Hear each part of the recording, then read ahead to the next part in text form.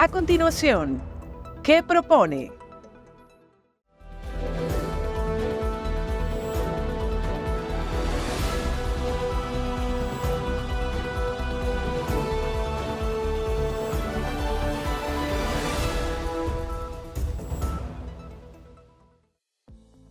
Hola, ¿qué tal, amigas, amigos? ¿Cómo están ustedes? Aquí estamos en un programa más de ¿Qué propone?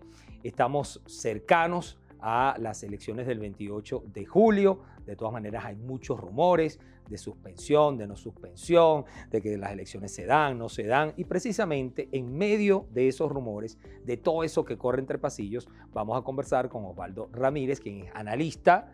¿Le puedo decir analista político? Sí. Bueno, la verdad, Consultor político. Sí, ya listo. Consultor, pues yo sabía que no le gusta mucho los analistas. Consultor político, que ya hemos hablado en anteriores programas y precisamente quisiera precisar y comenzar el programa de hoy con eso. Hay muchos rumores, mucha gente está convencida de que el gobierno tiene una pérdida inminente y que sería estúpido pensar que el gobierno no va a hacer nada para evitarlo.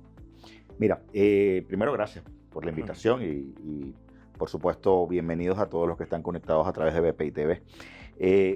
Lo primero es entender que estamos hoy a escasos semanas de la elección presidencial y hay 4 grandes condiciones. Se sigue manteniendo la confianza en el liderazgo, en primer lugar, tanto el oficialista que confía en Nicolás Maduro como el opositor y no alineado que está confiando en un doble liderazgo. María Corina Machado como líder principal de la oposición y un candidato, Edmundo González, que efectivamente ha recibido parte de ese trasvase de votos que tenía María Corina hasta el mes de marzo. Segundo elemento, la gente tiene esperanza, una esperanza distinta a lo que habíamos visto en cualquier elección desde el año 2012 en adelante.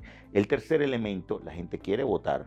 Al menos 65% del país dice, quiero participar.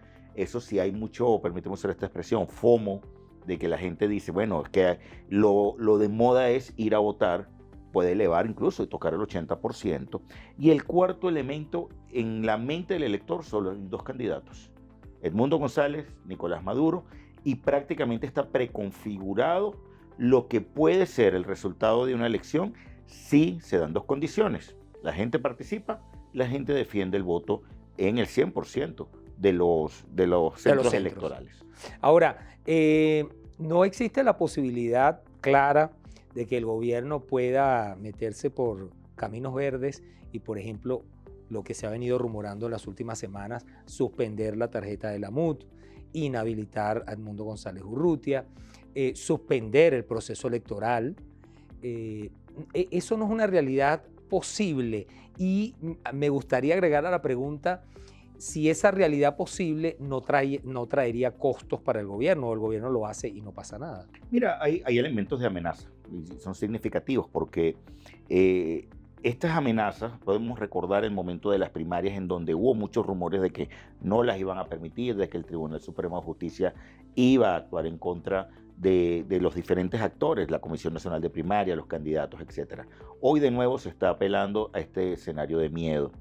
Amenazas están allí, son una realidad que eventualmente tú puedes tener consecuencias. Primera consecuencia, el efecto de recálculo. Si yo quito una tarjeta, hay 2 tarjetas que tienen a un candidato. En el caso de la tarjeta, hablamos específicamente de ese primero. Segundo, es que el candidato no está, bueno, la plataforma unitaria está en el derecho que le otorga la ley para justamente recalibrar quién puede ser ese candidato. Muchos dirán, bueno, pero faltan apenas días para la elección.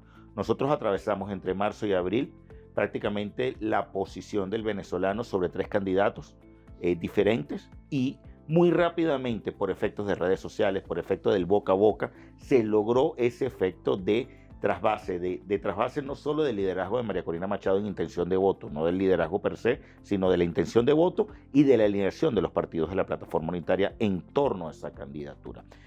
Hay otros elementos. Bueno, ¿qué pasa si el Consejo Nacional Electoral dice, como ha sucedido en el pasado, por razones técnicas no puedo llevar a cabo la elección el 28 de julio? ¿O qué sucede la famosa amenaza constante del Esequibo, que lo estamos escuchando desde finales del año pasado, 2023? Ahí hay elementos que están, yo creo que claramente sobre la posibilidad cierta de que la plataforma, el candidato, el liderazgo necesite recalcular qué puede pasar.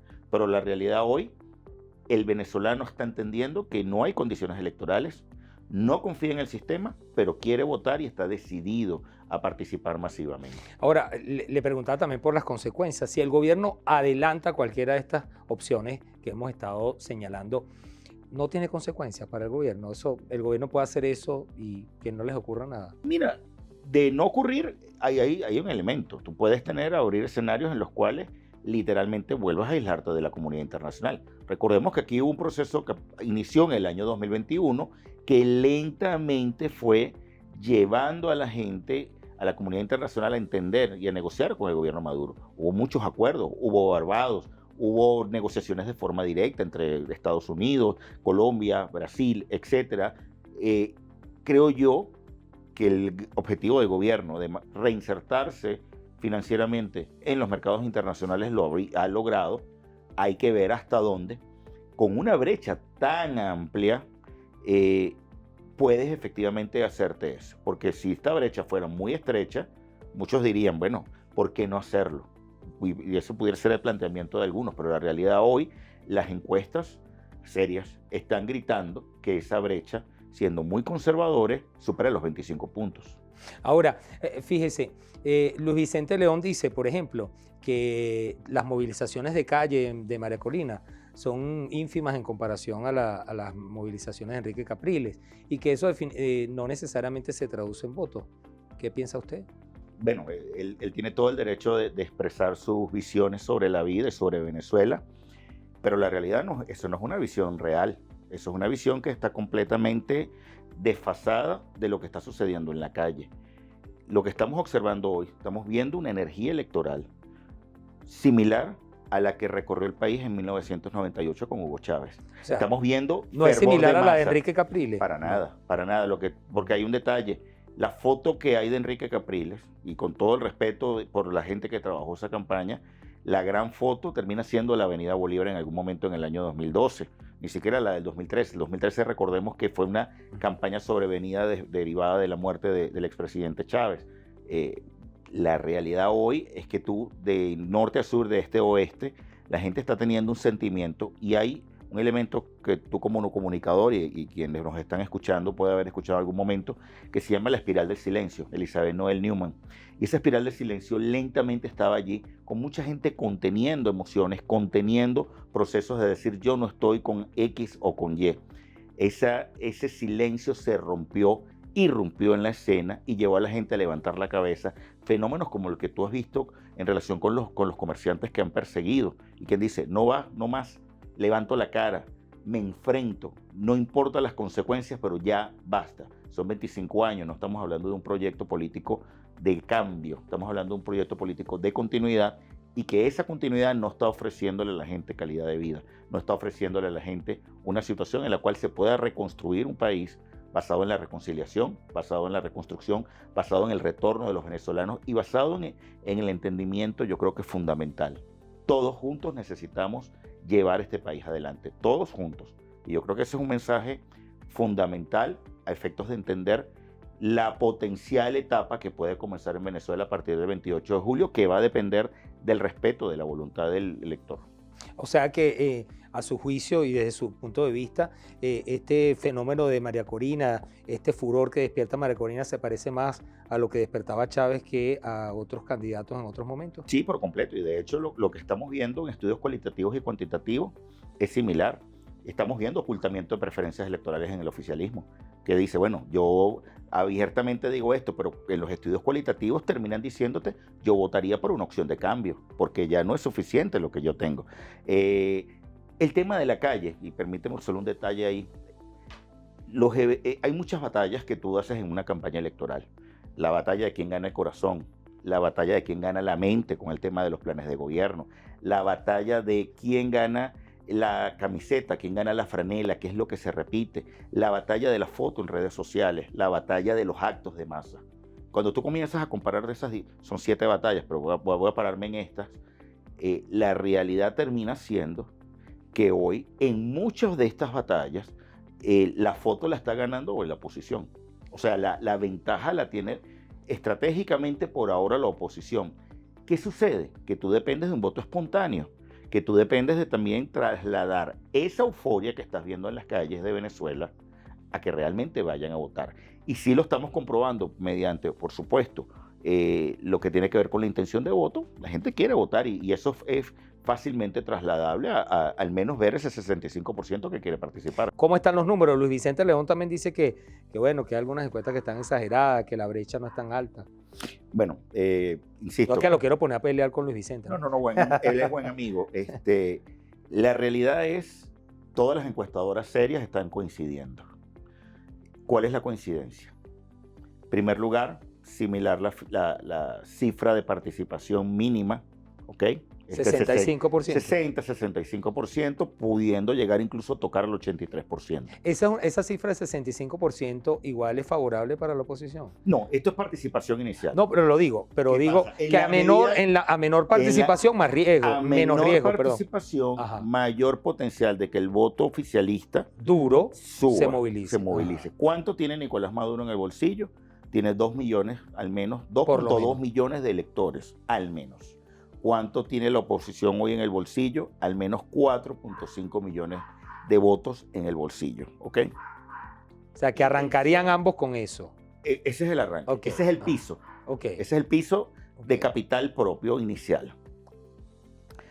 Perdón que le interrumpa. ¿De dónde sale ese piso? No, en el caso de ambos casos, de ambos lados. Voy ok. a hacerte el cálculo. En los datos de ORC Consultores, la encuestadora nuestra de Frequency 58, el dato al 24 de mayo, okay, 1.190 muestras, 95% de confianza, 2.5 de error, margen telefónico, perdón, encuesta telefónica, nos da a nosotros 51% de intención de voto para Edmundo González, 14% de voto para Nicolás Maduro, 18% no sabe. Pero esto luego nosotros lo mezclamos, lo cruzamos con la intención de participar en una escala del 1 al 10. 1 absolutamente seguro que no votaré, 10 absolutamente seguro que votaré y solo trabajamos con el 7, 8, que es votante blando, 9 y 10, que es un votante duro. 5 y 6 son persuadibles, que tiene que haber mucho FOMO para que entre ese persuadible. Vamos a trabajar conservadoramente con estos 4. Cuando utilizamos estos 4, esta es una elección que está aproximadamente 65 puntos para Edmundo González, 25 puntos para Nicolás Maduro. Ese no sabe se reduce a 3% y ese diferencial queda repartido entre los otros candidatos. En donde, o sea, 40 puntos de diferencia según su encuesta. Hoy hay 40 puntos de diferencia. Eso puede estrecharse. ¿Por qué? 1, está comenzando el gasto público por parte del gobierno. Un gasto que va a ser muy agresivo y que puede buscar permear al no alineado, al chavista blando, al opositor blando, incluso mediante bonos, CLAP, créditos, por el programa, por supuesto, de las pensiones, de la protección al adulto mayor, que puede decir, yo voto por allá. Que tengas un mal desempeño del candidato opositor, que la gente comience a decir, bueno, a mí me gusta María Corina, pero el desempeño de Edmundo no me está convenciendo y comience que no ha pasado hasta ahora. No ha sucedido hasta ahora. Puede reducir en un momento. Tercer elemento, que haya amenazas de rumores, se va a eliminar la tarjeta, no hay observación internacional, es que no hay que confiar en el CNE, cosas que comiencen a decir que haya gente que diga, no creo, voy a bajar esa posible participación y esto comienza a estrecharse. ¿Cuánto puede subir Nicolás Maduro? Nicolás Maduro puede estar subiendo 30, 32 puntos, sin ningún problema. O sea, de 25, 7 puntos, estamos hablando de 7 puntos. 8 puntos, 9 puntos. ¿Puede caer Edmundo González? Sí, puede caer Edmundo González, tú tienes un margen probablemente de caída 7, 8, 9. Hay elementos, por ejemplo, la confusión del elector. Un elector, supongamos, permíteme usarte de ejemplo, tú eres una persona que toda la vida ha sido de Acción Democrática. O, bueno, recientemente de Primero Justicia dice, yo quiero votar a la oposición en Primero Justicia. Resulta que llegas y votas en Primero Justicia y estás votando por otro candidato porque hubo partido judicializado. Claro. Allí hay una operación de rebanar votos.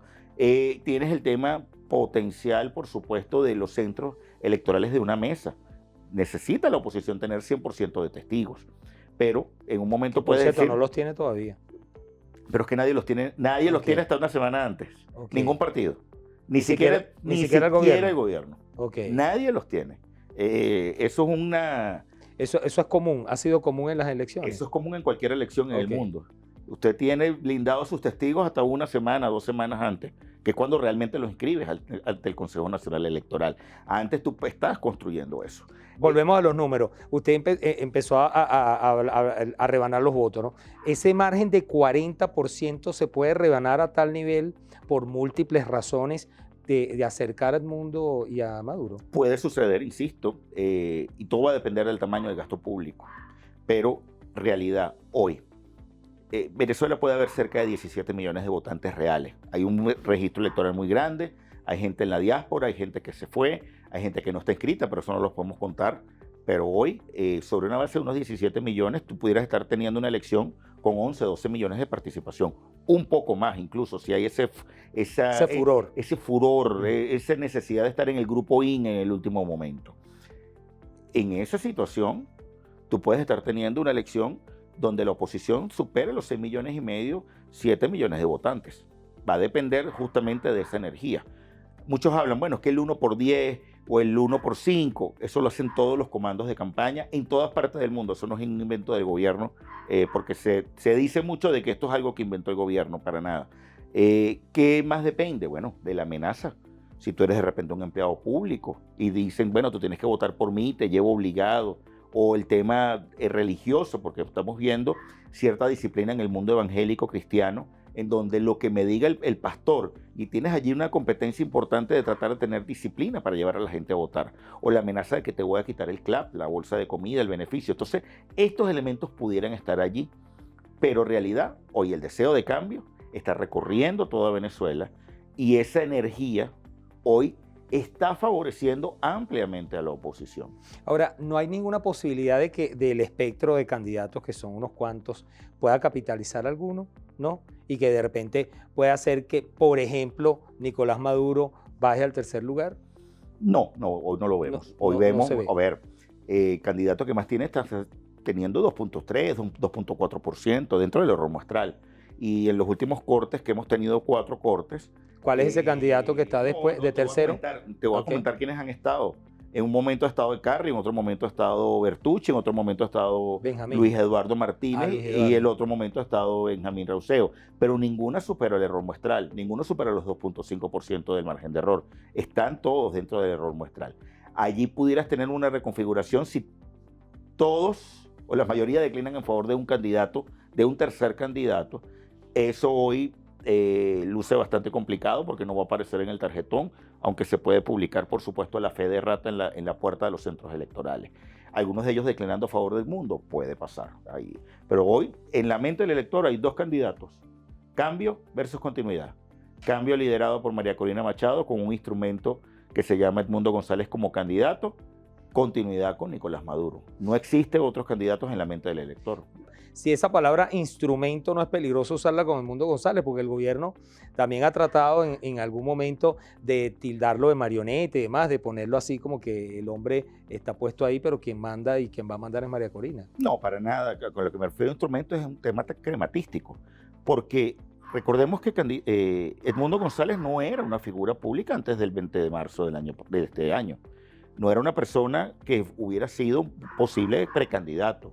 Simplemente por una negociación llega a ser un candidato temporal, termina aceptando una candidatura, obviamente derivado de algunos procesos de entendimiento de la situación país, y todo candidato es un instrumento para el cambio o la continuidad, o son instrumentos de partidos políticos, a eso me refiero, en términos de ciencia política, en términos de campañas electorales. La gente tiene que entender, aquí no estamos hablando de títeres, aquí no estamos hablando de marionetas, aquí no estamos hablando de personas que vaya para allá y diga, para nada. Aquí lo que estamos hablando es, en este caso, de un proyecto político que inicia con un triunfo en la primaria del 22 de octubre y que la gente lo considera legítimo. Tuviste a María Corina Machado como candidata, tuviste temporalmente a Corina Lloris como candidata, tuviste un vacío de información en donde hubo Manuel Rosales, hubo la potencialidad de un Enrique Márquez diciendo aquí estoy yo, hasta llegar a Edmundo González. Y fíjate que existiendo diferentes personas, al final lo que el ciudadano te está diciendo, quiero cambio. No importa si me pones una silla. ¿O sí importa? Pudiéramos hablar de una silla, pero no. Hoy el ciudadano sí le importaba. No cualquiera pasaba esa prueba. Ese mito de que Manuel Rosales, por ejemplo. ese mito de que cualquiera derrotaba a Nicolás Maduro es falso. Manuel Rosales no le iba a ser tan fácil, por ejemplo. No le iba a ser rechazo. No iba a ser tan fácil por los altos rechazos que tiene en el país.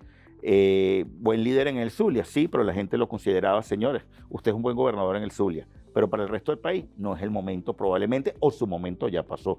Lo que dicen los estudios, lo que dice lo cualitativo. ¿Qué pasa? ¿Por qué una Corina Llores logra rápidamente recibir? ¿Por qué una María Corina, a pesar de ser del status quo de la política, distingue? ¿Por qué rápidamente un Edmundo González sube a esos números? Outsider, no conectado con el G4, porque a la gente le pasó una factura al gobierno interino y le pasó una factura a los partidos clásicos de la oposición, y además de ello, quiere rostros nuevos, quiere liderazgos frescos, entre comillas, y digo fresco porque hay gente que dirá, bueno, es que la edad de González, para nada, que no estamos hablando de edad porque no es que seamos viejofobos y las personas mayores de edad no tienen que entrar en la política, para nada. Si quiere, voltea al mundo y vea cómo están las edades de los presidentes hoy día. Al imperio, por ejemplo. Al imperio otomano, al imperio ruso. Al imperio norteamericano. Bueno, yo no lo considero imperio, es un país más. Sí, no, pero en serio, volteándose a los Estados Unidos, sí, por supuesto. Los dos candidatos son... Ejemplo, López Obrador, hasta hace poco, claro, persona bastante por encima de los 70. Tú tienes muchas naciones en donde las personas que están gobernando son personas de la generación baby boomer. Quiero volver a los números porque me gustaría saber si es posible determinar cuánto del voto que tenía María Corina, que según algunas encuestas llegó a tener 70, 75%, no sé si estoy exagerando, pero eso por lo menos se llegó a decir, ¿cuánto de ese voto ha capitalizado Edmundo González? ¿Cuánto se ha transferido? Un porcentaje... 100% del voto. 100%. 100% se trasladó. Lo vimos, logramos hasta pulsar cuánto era el peso de la tarjeta de la manito sola. Cerca de 19%. De ese gran 51 que hablé hace un rato. Pero cuando se hace ese voto, esa intención cruzada, esa intención efectivamente entre electores probables, revisando todos los números por delante y por detrás, efectivamente tuviste un traspaso casi en su totalidad. ¿Edmundo tiene rechazo? Tiene rechazo en el oficialismo. Sí, pero ¿cuánto es el rechazo del mundo? ¿Lo ha medido? Si lo hemos medido, el rechazo del mundo es cerca del 14% país. Cerca de 69% le agrada Edmundo. El diferencial es no me agrada ni me desagrada. Y esos son los espacios realmente... ¿Y en el caso de Maduro? En el caso de Nicolás Maduro tiene un agrado de 28, 29 puntos aproximadamente. El desagrado es mucho más amplio, pero está conectado con su desempeño como gobernante. Cuando tú haces una correlación entre tu evaluación como presidente de tu gobierno, que no necesariamente es popularidad, y tu intención de voto, o el agrado o desagrado hacia tu figura, o sea, esas medidas de liderazgo, confianza como líder, etcétera, lamentablemente tienes una correlación positiva. Es decir, en la medida que yo te evalúo bien tu gobierno, en esa medida voy a tender a que me agrades, confíe en ti, te vote, en el caso de candidatos incumbentes que puedan presentarse a la reelección. ¿La agenda la está fijando la oposición en este momento? La agenda de calle sí, la agenda mediática sí, la batalla de los corazones la está ganando la oposición, la batalla de la organización no se sabe todavía quién la está ganando, la batalla institucional la tiene ganada el gobierno, la batalla de la certidumbre versus las incertidumbres la está ganando el gobierno. O sea, para el gobierno existen mayores situaciones que digan yo estoy en control, yo puedo estar en control, mientras que la oposición dice yo no estoy en control de un proceso que no está siendo ni libre ni justo. La batalla de la foto en redes sociales, en medios de comunicación, la está ganando la oposición. O sea, fíjate cómo acá hay que ser muy equilibrado en relación con esto, porque estás teniendo un ciudadano que rompió el estado de despolitización y dice hoy quiero participar y quiero votar. Asisto a la calle, apoyo, incluso me estoy organizando para defender ese voto. ¿Tiene sentido esto que está ocurriendo de que si María Corina va a Trujillo, entonces Diosdado o cualquier representante del gobierno vaya a Trujillo? Si María Corina va a Ciudad Bolívar, entonces que la gente, el de a pie, el ciudadano de a pie dice, bueno, lo están persiguiendo, quieren hacer lo mismo. ¿Tiene sentido? ¿Eso es para confundir? ¿Tiene sentido en estrategia política? No, mira, hay dos formas. Primero, estás midiendo fuerzas con actos de calle. Estás tratando de medir hasta dónde, quién logra movilizar más. Eso no se vio en la campaña del 2013 ni del 2012. O sea, Chávez andaba por su lado, Capriles andaba por el otro. Era muy rara vez que hubiera coincidencia en el mismo punto en una campaña de hace 11, 12 años. A veces pasa en otras campañas en otros países donde tú tienes actos concurriendo de los candidatos presidenciales en la misma ciudad. No pasa absolutamente nada de malo. Aquí la gente lo interpreta como estar persiguiendo. Yo no lo veo así. Yo lo estoy viendo en función, vamos a medir quién logra tener mayor presencia. Aquí hay una gran diferencia. Acarreo de votos mediante presión política, mediante exigencia, mediante lista, votantes, potenciales ciudadanos que están en la calle de forma espontánea. El ciudadano tiene que juzgar, el ciudadano tiene que ver. Y yo creo que el rol, ojo, de los medios, de los consultores, de los analistas, en el caso de algunos respetables, es brindar la información para que el ciudadano se forme su propia opinión y termine decidiendo lo que desea. Cuando algunas personas pretenden marcar el espacio público, marcar la opinión y tratar de mover por medio de temas de desinformación o generando bulos, etcétera, yo creo que el ciudadano finalmente termina pasándole factura a esas personas que opinen o a esos medios que traten de torcer la verdad. Bueno, se nos agotó el tiempo, le agradezco mucho. De nada. Osvaldo Ramírez nos acompañó en nuestro programa de hoy. Vamos a seguir en esto, buscando opiniones, revisando y muy pendientes de todos estos rumores y corrillos que hay por allí con respecto a la posibilidad de suspensión o no de las elecciones, porque si eso sucede, también estaremos aquí para seguir analizando la situación con nuestros invitados y ustedes allá revisando lo que nosotros desde aquí les proponemos.